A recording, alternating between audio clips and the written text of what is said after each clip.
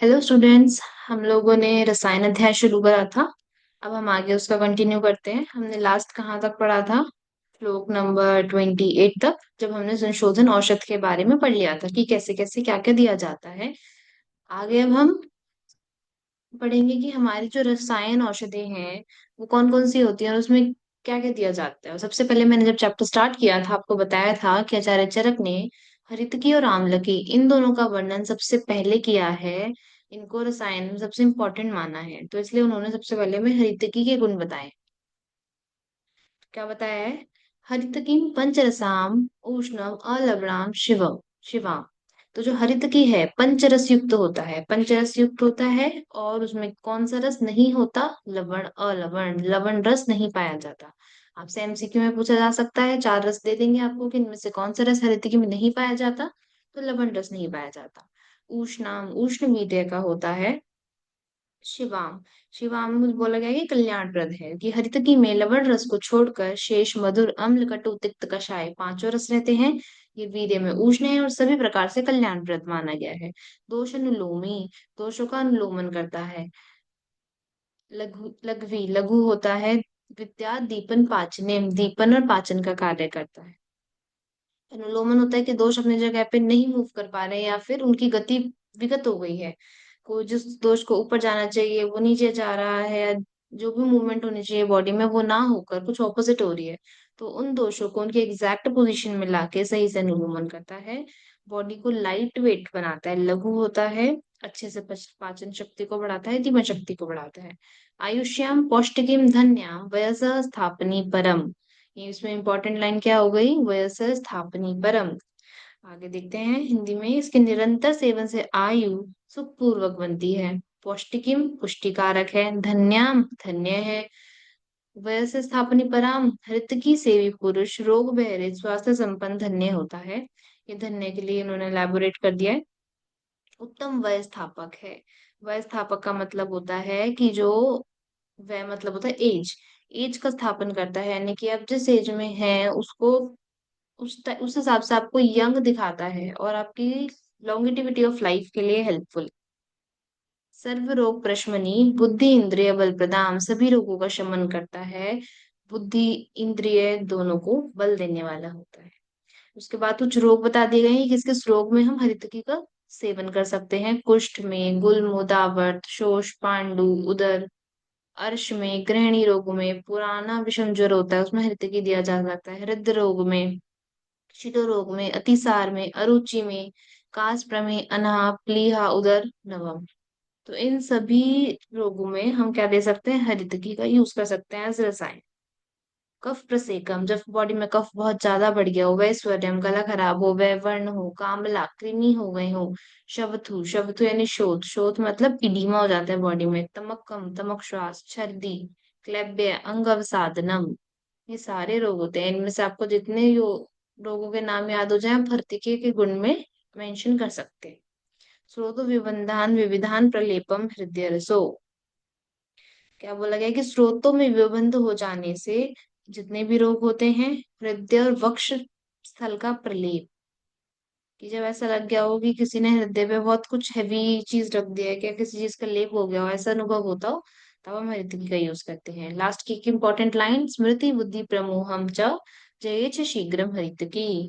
हमारी स्मृति यानी स्मरण शक्ति, हमारी बुद्धि और व्योमोह, इन सभी को हरितकी क्या करता है? इन दोनों के व्योमोह को, कि हमारी जब स्मरण शक्ति में कोई डिफिकल्टी आ जाती है कि आपको याद नहीं हो रहा है, भ्रम में रहने लगे हो, जब बुद्धि का व्योमोह हो जाता है, यानी कि आप जिस चीज पे आपको ध्यान लगाना चाहिए उस पर आप नहीं लगा रहे हो, तो उन चीजों को हरितकी बहुत शीघ्र ही दूर करता है।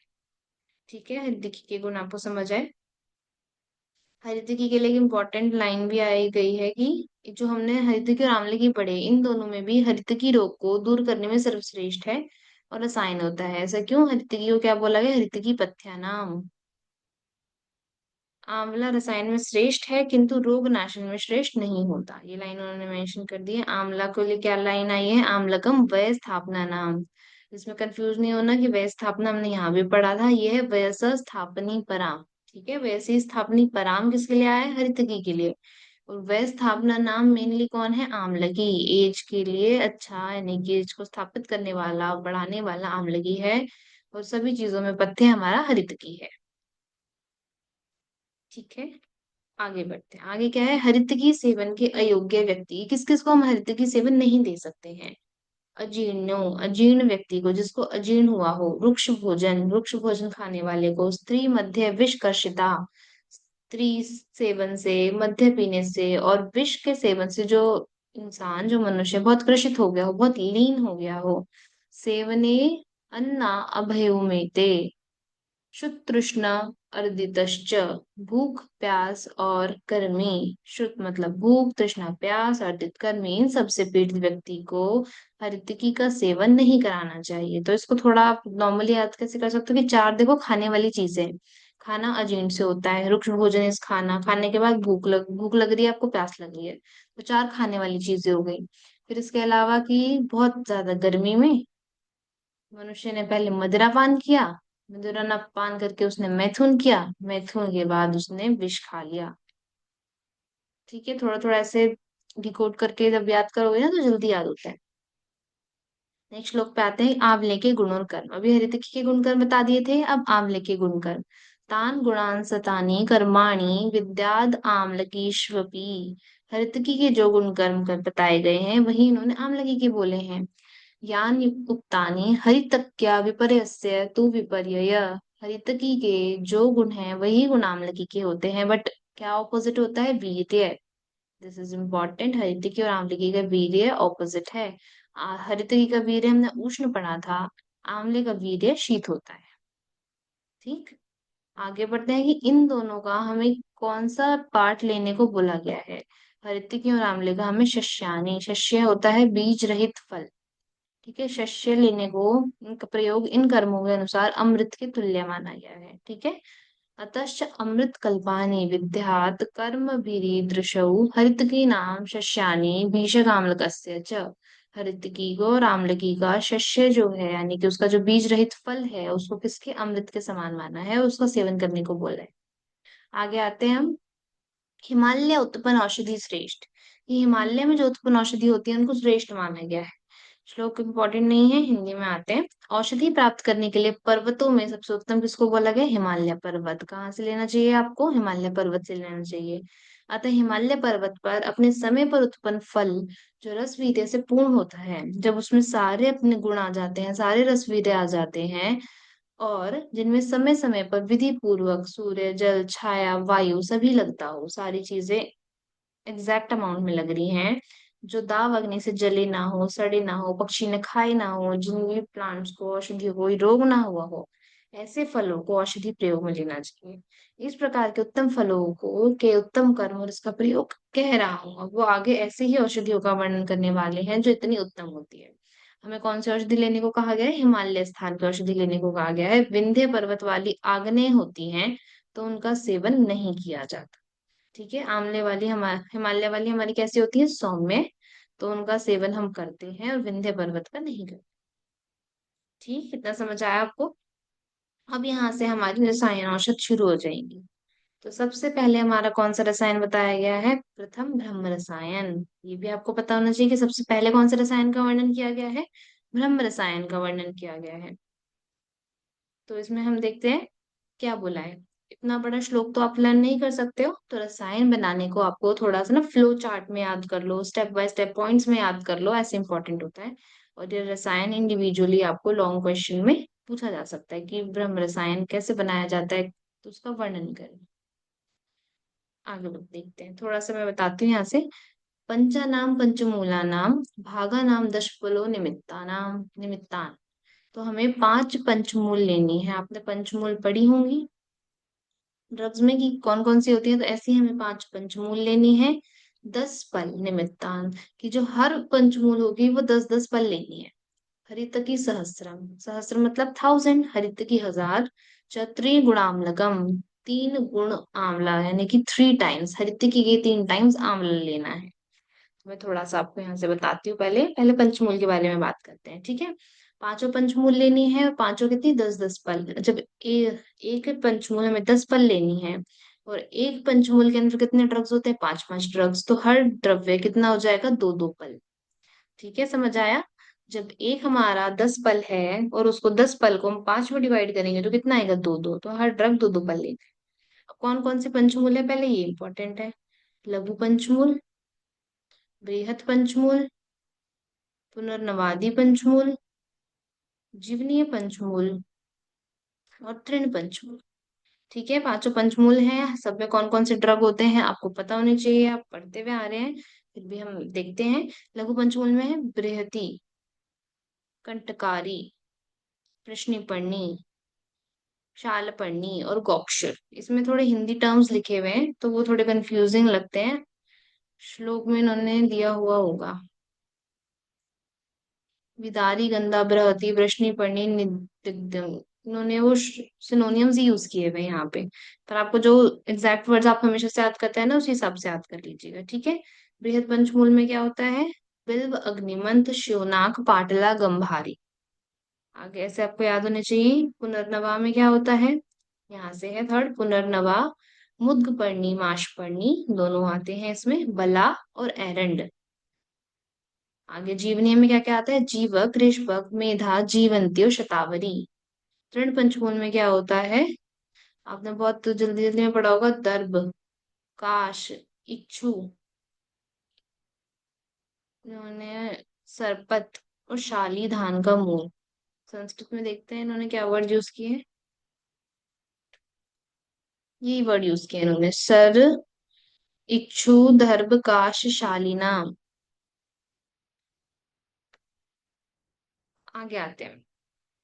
तो 5 पंचमूल हो गई हमारी। लघु पंचमूल, बृहत पंचमूल, नवादी पंचमूल, जीवनीय पंचमूल और तृण पंचमूल।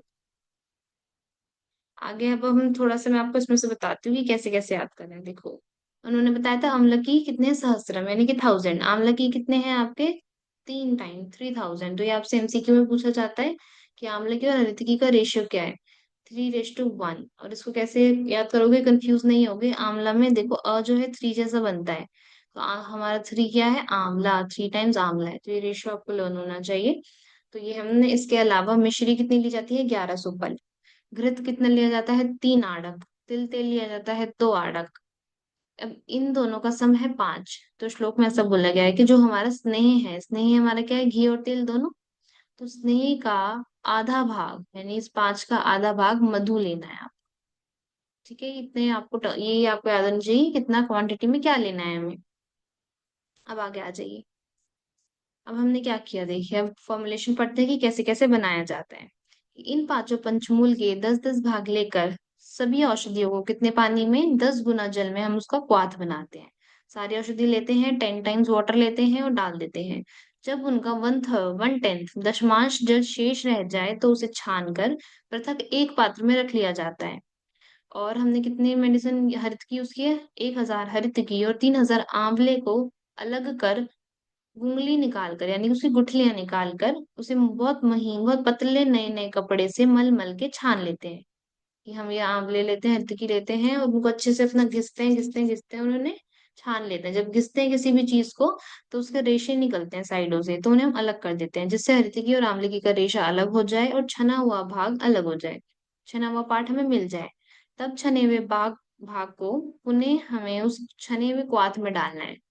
ठीक है, जो क्वाथ था उसको भी छान लिया और हमने अपने हरित की और आंवले की को भी घिस के छान लिया। तो फिर उन्हें हमें क्वाथ में डालना है, आग पर रखकर पकाना है। जब वो पकने लगे, थोड़ा थोड़ा पक जाए, तो हम उसमें ये सारे ड्रग्स डाल लें। आपको ये ड्रग्स एग्जैक्ट नहीं याद हो पाते हैं, जितने याद हो जाए वेल एंड गुड है।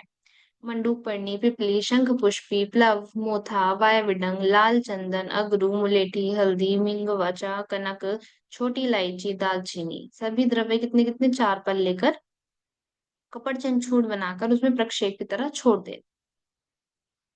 इतना कर लिया। अब उसके बाद अब उसमें हम डालेंगे आगे की चीजें। मिश्री कितनी? 1100 पल। तिल तेल 2 आड़क, गोघृत 3 आड़क। सब डालना है, अच्छे से मिलाना है। और कौन सी कढ़ाई में? ताम्र की कढ़ाई में। एमसीक्यू पूछा जाएगा कि ब्रह्म रसायन किस मेटल में, किस चीज में बनाया जाता है? तो ताम्र की कढ़ाई में। और कौन सी अग्नि दी जाती है? तीक्ष्ण अग्नि या वैसे नहीं जाती, मध्यम मंद अग्नि पे, मंद अग्नि से पकाया जाता है। कछलू से चलाते रहे और अवलेह को ऐसा भूंज ले। जिससे ना तो वो जले और ना ही कच्चा रहे। तब कढ़ाई को हम आग से उतार कर जब वो ठंडा हो जाए, दिस इज ऑल्सो इम्पोर्टेंट कि ठंडा हो जाने के बाद उसमें मधु ऐड किया जाता है। तो स्नेही घृत और तेल के आधा भाग यानी कि दोनों का सम करके, पांच का आधा भाग कितना हुआ, ढाई, ढाई आड़क मधु मिलाना है। अब सबको ठीक मिलाकर एक बहुत बड़े घृत से भावित की कोई भी पात्र लेना है और उसको चारों तरफ से घी लगा देना है, प्रॉपर घी से लेपन कर देना है उसका। तो पात्र को घृत से पात्र में रख लें और रसायन सेवल कान में इतनी मात्रा में खाएं। अब उसका वो बताया कि डोसेज कितना खाना है, जिससे भोजन की मात्रा में रुकावट ना हो। यानी कि ऐसा ना हो कि आपने रसायन खाया उसके बाद आपको भूख मर गई, तो मुझे तो खाना खाने का मन नहीं हो रहा या कम खा रहे हो। तो बस इतना खाना है कि आपके भोजन की मात्रा में रुकावट ना हो। जब आपकी औषधि पच जाए तो और से भोजन में क्या देंगे, साठी का चावल, साठी भात और दूध। ठीक है, क्या पथ्य माना गया है, साठी भात और दूध। इस ब्रह्म रसायन को वैखानास, बाल खिल्य तथा अन्य तपस्वी जन खाकर अनंत काल तक आयु का उपभोग करते रहे और अपने जीर्ण शरीर को छोड़कर नूतन श्रेष्ठ तरुण अवस्था को प्राप्त किए थे। अभी उन्होंने कुछ वो बताए हैं कि कुछ कुछ ऋषि थे, जब उन्होंने सेवन किया तो उन्होंने बहुत लंबी आयु मिल गई, कि बहुत लंबे समय तक जिए। जो उनका जीर्ण यानी कि जो शरीर ऑलमोस्ट खत्म हो चुका था, पुराना हो चुका था, बूढ़ा हो चुका था, वो वापस से नया हो गया। इसके अलावा तंद्रा क्लम श्वास रोग से रहित होकर, सावधान होकर, मेधा स्मृति और बल से युक्त होकर, अत्यंत निष्ठा यानी श्रद्धा पूर्वक ब्रह्म तप और ब्रह्मचार्य व्रत का पालन करते रहे। इसके अलावा क्या क्या चीज बोल दी उन्होंने पालन करने के लिए, दीर्घ आयुष्य की कामना से इस ब्रह्म रसायन का प्रयोग करना चाहिए। तो ब्रह्म रसायन का यूज मेनली किस लिए बोला गया, दीर्घ आयु। जब आपको लंबी उम्र चाहिए उसके लिए ब्रह्म रसायन का प्रयोग सेवन करना है।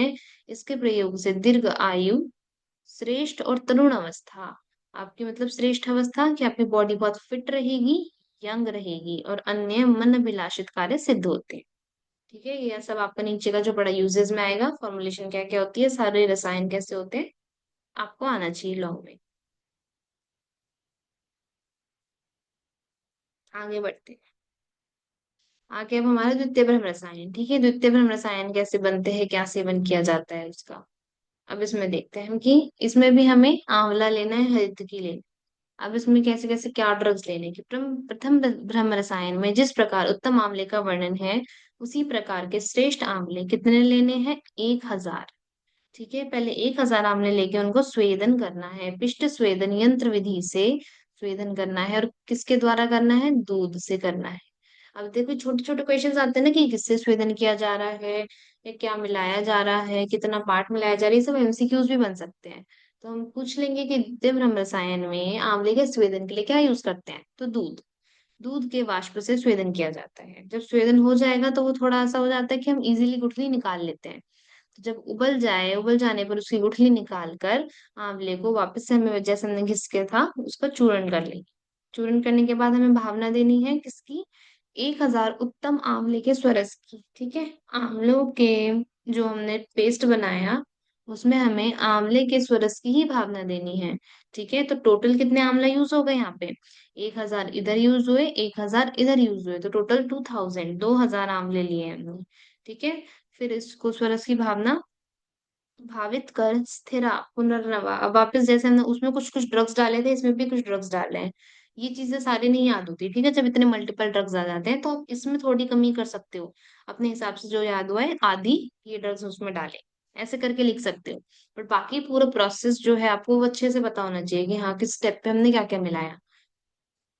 तो क्या क्या मिलाया हमने, पुनर्नवा, जीवंती, नागबला, ब्रह्म सुवर्चला, मंडूकपर्णी, शतावरी, शंख पुष्पी, पिपली, मीठावच, विडंक, केवांच के बीच, कुरुज, लाल चंदन, कालागर, मुलेठी, महुआ का फूल, नील कमल, लाल कमल, मालती का फूल, युवती और जूही का फूल। ठीक है, इसमें से जितने याद हो जाए, बट इतना याद रखो कितनी औषधि है ये, टोटल 22, आधी 22 औषधों का समान भाग का कपन चूर्ण चूर्ण बनाना है। किस फॉर्म में डालना है, चूर्ण, चूर्ण फॉर्म में डालना है, फिर उसमें मिला देना है। ठीक है, फिर इन 22 द्रव्यों का चूर्ण आंवले के चूर्ण से कितना होना चाहिए, अष्टमांश, जितने आपने आंवले लिए हैं उसका 1/8। ठीक है, कितना पार्ट लेना है आपने, 1/8 पार्ट लेना है। पुनः इस चूर्ण में अब वापस से भावना देनी है इसमें। ठीक है, एक भावना ये दे दी हमने और दूसरी भावना अब हम यहाँ दे रहे हैं किसकी, 1000 पल गंगरेन के स्वरस, गंगरेन मतलब नागबला, 1000 नागबला के स्वरस की भावना देनी है। छाया में सुखाकर सभी चूर्ण से, जितने भी चूर्ण थे आपके, उसे डबल द्विगुण मात्रा में गौघृत या गौघृत और मधु मिलाकर राब की आकृति का चूर्ण बनाकर वापस से घृत की भावना देनी है। मिट्टी का पात्र लेना है, मिट्टी के घड़े में रखना है, ठीक है। किसमें रखना है? मिट्टी के घड़े में रखना है। मिट्टी घड़े में अच्छे से घी का लेपन कर लो पूरी तरह। फिर उसके मुख को ढक्कन से बंद करके, मुख पे ढक्कन भूमि में गड़ाना है, ठीक है। ये एक इम्पोर्टेंट बात हो गई कि अब उसको आपने क्या करना है, अंदर भूमि में डालना है। उनमें राख भरकर घड़ा उसी प्रकार रख देना है। इनमें ये ध्यान में रखें कि राख घड़े के चारों ओर रहे, राख अच्छे से कवर करके रहे, उन्हें कहीं से भी जगह ना हो। और घड़े के मुख के ऊपर भी लगभग कब तक, 8 अंगुल तक राख भरी रहे। अगेन एमसीक्यू क्वेश्चन है ये, कि कितने अंगुल ऊपर तक राख होनी चाहिए मिट्टी से या उसके मुख से? तो मुख से 8 अंगुल ऊपर होनी चाहिए। अथर्ववेद के ज्ञाता विद्वान द्वारा विधि पूर्वक रक्षा विधान करके कितने दिन तक, 15 दिन तक भूमि में पड़ा रहना दे। 15 दिन बाद उस घड़े को निकाल के, दिस इज नाउ इम्पोर्टेंट, कि ऐसा कौन सा रसायन है जिसमें हम धातुओं की भस्म डालते हैं। एमसीक्यू में भी पूछा जा सकता है। तो फिर स्वर्ण भस्म, रजत, ताम्र, प्रवाल और उत्तम लोहे का चूर्ण। जब हम पूरा 15 दिन बाद उसे प्रिपेयर कर लेते हैं, फिर हम ये सारी भस्में डालते हैं। तो इन पांचों का चूर्ण, सभी चूर्ण के अष्टमांश वही 1/8 भाग मिलाकर सुरक्षित कर ले। ओके, समझ आया आपको? क्या क्या किया हमने? 1000 आम ले लिए, स्वेदन किया दूध के द्वारा, जब स्वेदन हो गया उसकी गुठली निकाल के चूर्ण बना लिया। फिर आंवले स्वरस की भावना दी। फिर उसके बाद पुनर्नवा जीवंती आदि 22 औषधि डाली। कितनी डाली? आंवले का जो चूर्ण था उसका 1/8 भाग डाला। जब वो हमारी औषधि मिला ली हमने, फिर उस चूर्ण में वापस से हमने भावना दी नागबला स्वरस की। जब वो अच्छे से भावना दे दी, सुखा दिया, उसमें दुगनी मात्रा में गौघृत डाला, या फिर गौघृत के साथ थोड़ा मधु भी डाला। जब डाल दिया, फिर एक घड़ा लिया हमने, मिट्टी का घड़ा, उसको घी से भावना दी, अच्छे से उसमें अपना फॉर्मुलेशन डाल दी और ढक्कन बंद कर दिया और उसे मिट्टी के अंदर दबा दिया और आसपास राख डाल दी। राख कहाँ तक डाली थी? घड़े के मुख के 8 अंगुल ऊपर तक। जब इतना हो गया, 15 दिन तक उसे हमने बंद रहने दिया। 15 दिन बाद निकाला, निकाल कर अपनी सारी स्वर्ण, रजत, ताम्र, प्रवाल सभी भस्म में डाल दी और उसके बाद उसे यूज कर लिया, ठीक है। बाद में कुटी प्रावेशी विधि के अनुसार, अर्थात संशोधन आदि क्रिया करने के बाद, ठीक है, ये चीज इंपॉर्टेंट है, मैंने आपको बताई थी कल भी, कि संशोधन के बाद ही दिया जाता है ड्रग। तो जब भी आप कोई मेंशन करेंगे, कोई भी ब्रह्म रसायन है, कोई भी रसायन बताएंगे, तो आप उसकी फॉर्मुलेशन और उसका सेवन में आप विधि डालेंगे, सेवन विधि डालेंगे तो आप पूरा डालेंगे, ठीक है। पहले संशोधन कराएंगे, फिर उसके बाद हम उसे कुटी में प्रवेश, सॉरी, कुटी में प्रवेश कराएंगे, उसका शोधन करेंगे, फिर हम उसे रसायन देंगे, ठीक है। प्रातः दिन, प्रातः काल 1 तोले से स्टार्ट करना है, ठीक है। 1 तोले से सेवन करना प्रारंभ करें और शनै शनै अग्नि बल के अनुसार कितना, 1-1 तोला बढ़ाते जाए। और इतनी मात्रा बढ़ाएं जितने से भोजन में रुकावट ना हो, ठीक है, वो अच्छे से खाए पिए। जब औषध पच जाए तो हमें क्या देना है? वही साठी चावल दूध और घी के साथ खाने हैं। ऐसा करने से ब्रह्म रसायन का संपूर्ण गुण प्राप्त होता है। ये मैंने जो आपको ऊपर बताया शॉर्ट में लिख दिया है कि कितने, 2000 आम ले लिए, 1000 का चूर्ण बनाया, 1000 स्वरस भावना दी, सारे ड्रग्स डाले, 1/8 भाग, 1000 आंवले की भावना दी, नागबला स्वरस की भावना दी। ओके। अब हमारे आते हैं कि ब्रह्म रसायन के लाभ। ब्रह्म रसायन के लाभ क्या होता है? इदम रसायनम ब्रह्माम महर्षि गण सेविताम, कि इस ब्रह्म रसायन को महर्षि गण ने भी सेवन किया है। भवत्य रोगो दीर्घायु प्रयुंजानो महाबला, इसका प्रयोग करने वाले जो व्यक्ति हैं, रोगों से दूर रहे हैं, रोग रहित रहे हैं, दीर्घायु लंबी एज हुई है।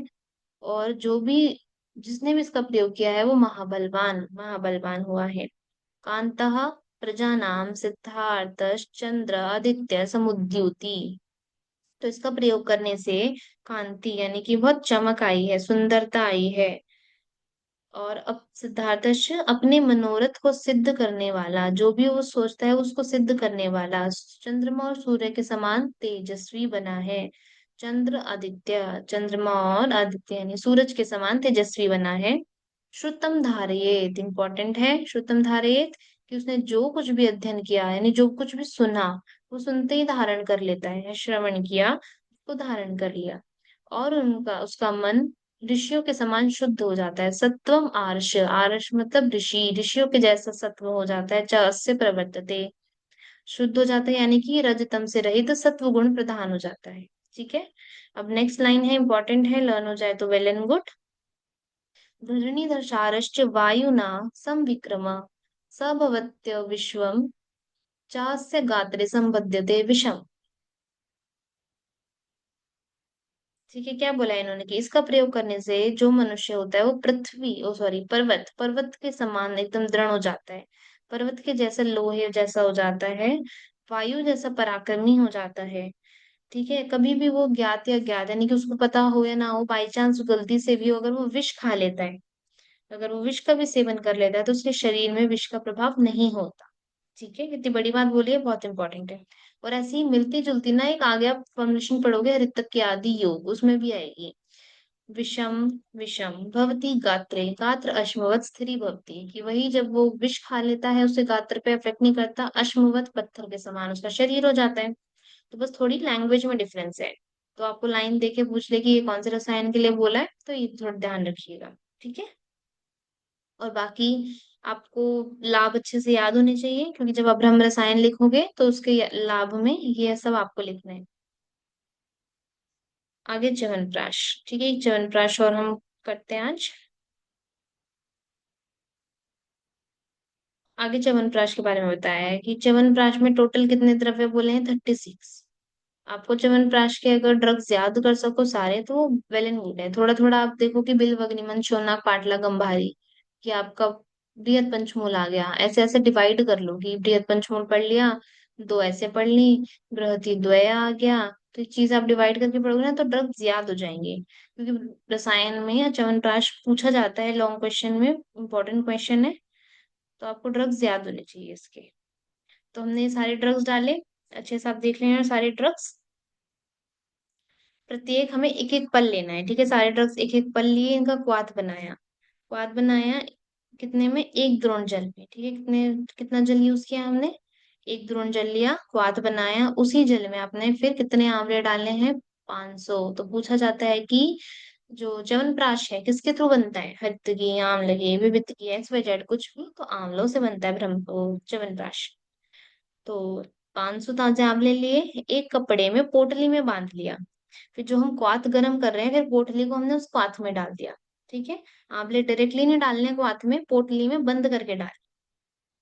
तो एक कपड़े में पोटली बनाकर क्वाथ में हमें उसे छोड़ देना है, जब आंवले बहुत अच्छे से उबल जाए तो बाहर निकाल लें, और क्वाथ द्रव्य का रस जब क्वाथ में भली प्रकार आ जाए, द्रव्य नीरस हो जाए, तो उस काढ़े को छान लेना है और द्रव्य फेंक देना है। ठीक है, अब हमारे पास क्वाथ, छना हुआ क्वाथ आ गया और पोटली के अंदर आंवले आ गए।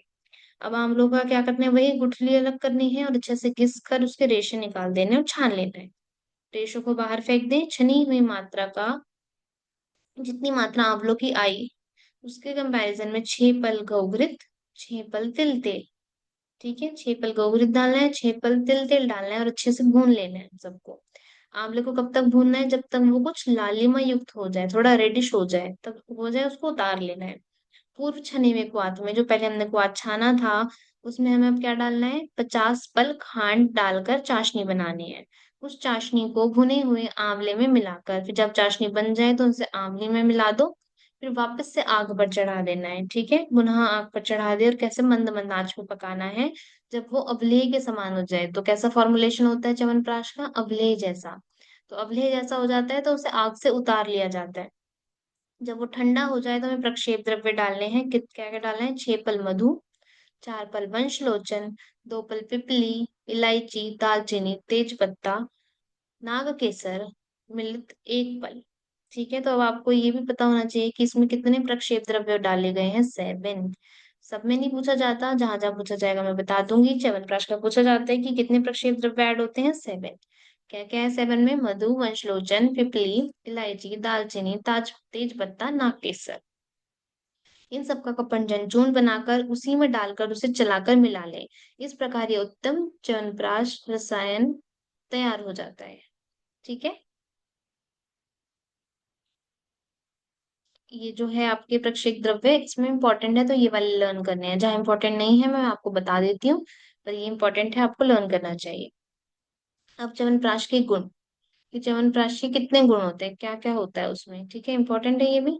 का श्वास हरश्च एव विशेषण उपदिश्यते, विशेष रूप से किसके लिए उपदेश किया जाता है? आप कब खाते हो च्यवनप्राश? सर्दियों में जब खांसी जुकाम होता है तो काश और श्वास, यह कास का विशेष रूप से नष्ट करता है। क्षीण शतानाम वृद्धानाम, जो व्यक्ति क्षीण हो गए हैं मतलब बहुत ज्यादा एज के अकॉर्डिंग वृद्ध हो गए हैं, छत हो गया है उन्हें, वृद्ध नाम बूढ़े लोग हैं, बाला नाम चंग वर्धनम, क्षीण या वृद्ध हो या बालक हैं, उनके अंगों को बढ़ाने वाला होता है। ठीक है, पहली लाइन श्लोक की लर्न कर लोगे, इजी है। का श्वास हरश्च एव विशेषण उद्दिश्यते, क्षीण शतानाम वृद्धानाम बालानाम च वर्धनम। फिर उसके बाद स्वर छह उरो रोग, स्वर भेद में, मतलब स्वर भेद हो रहा हो, आपका गला खराब है, वक्ष उरह मतलब वक्ष स्थल में रोग हो, अर्थात फुफ्फुस विकृति हो, हृदय रोग हो, वात रक्त और तृष्णा रोग, इन सभी को दूर करता है। पिपासा मूत्र शुक्र स्थानम दोषांश अपकर्षति, मूत्राशय में शुक्र रहने वाले विकृत वात में पित्त कफ को दूर करते हैं। इस च्यवनप्राश रसायन की मात्रा बल के अनुसार इतनी खाई जाती है जिससे भोजन की मात्रा में न्यूनता ना आ सके। तो सबकी जो ऑलमोस्ट मात्रा है वो यही होती है कि भोजन को अफेक्ट ना करे। इसके प्रयोग से अत्यंत वृद्ध, जो बहुत ज्यादा वृद्ध च्यवन ऋषि थे, तो च्यवन ऋषि ने इसका सेवन किया था, इसीलिए इसका नाम च्यवनप्राश पड़ा था। च्यवन ने पुनः युवा हो गए थे। इसके सेवन करने वाले व्यक्तियों की मेधा, स्मरण शक्ति, कांति, आरोग्य, आयु की वृद्धि, इंद्रियों में बल, मैथुन शक्ति, जठराग्नि की अत्यंत वृद्धि, शारीरिक व्रण अच्छा होता है, स्वच्छता और वायु अनुलोमन होता है। आप देखेंगे कि ऑलमोस्ट जो यूजेस है ना वो सिमिलर से लगते हैं, तो आप कंफ्यूज जाते हैं क्या लिखें, तो कुछ कुछ कॉमन सबके याद कर लीजिए ताकि आप लिख सके। विशेषकर कुटी प्रावेश विधि से सेवन किया जाता है इसका भी, तो वृद्ध पुरुष भी अपने वृद्धता के लक्षणों को त्याग कर युवा बन जाता है। अब इसमें क्या लाइन लिखी है? अस्य मात्रम प्रयुंजित यह उपरुन्नाद्य भोजनम। ये लाइन ब्रह्म रसायन में भी ऐसी आई थी, यहाँ पे भी ऐसी आई है। ठीक है, कंफ्यूज नहीं होना। आम्लक रसायन, अब आम्लक रसायन से नेक्स्ट क्लास में पढ़ेंगे। अभी तक के लिए इतना ही। सारे रसायन अच्छे से रिवाइज कर लीजिएगा और कंफ्यूज नहीं होना है किसी में भी। Okay, thank you.